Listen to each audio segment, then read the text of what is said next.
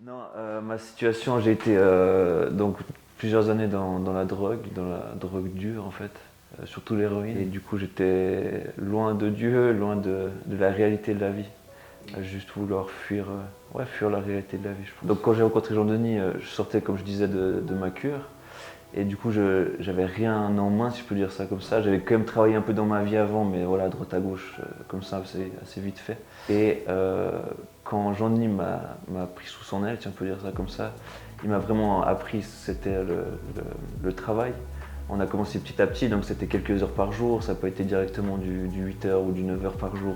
Il a su voir, je crois, quand même mes capacités, puis il fallait aller gentiment, puis que c'était juste une coquille cassée qu'il fallait reconstruire petit à petit. Donc on a vraiment mis en place quelque chose et pour lui et pour moi qui est devenu stable au fil des années.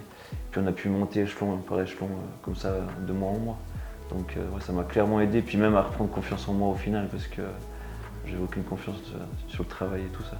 Avec la fondation, c'est qu'il n'y a pas de pression et c'est ça le plus gros avantage. Il n'y a pas de pression et il y a surtout, je crois, quand même l'amour et l'écoute.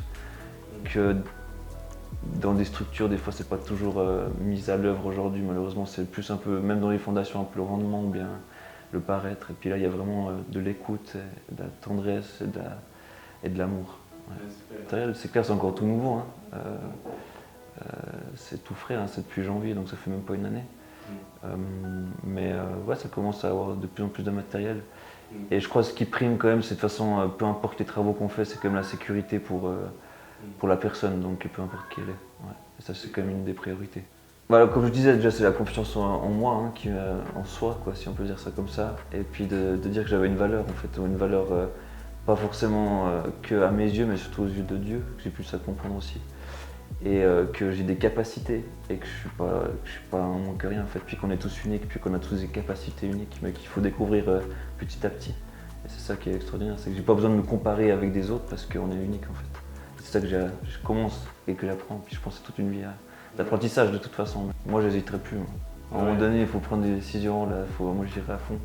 Parce que tu sais que tu arrives dans un endroit qui est sécure, tu sais que tu arrives dans un endroit où tu vas être écouté, ou comme on a dit avant aussi, tu auras un cursus mais adapté à toi et puis où surtout il n'y aura pas de pression à avoir en fait et où il y aura, on espère en tout cas, tous les jours l'amour aussi sur toi et dans l'ambiance principale.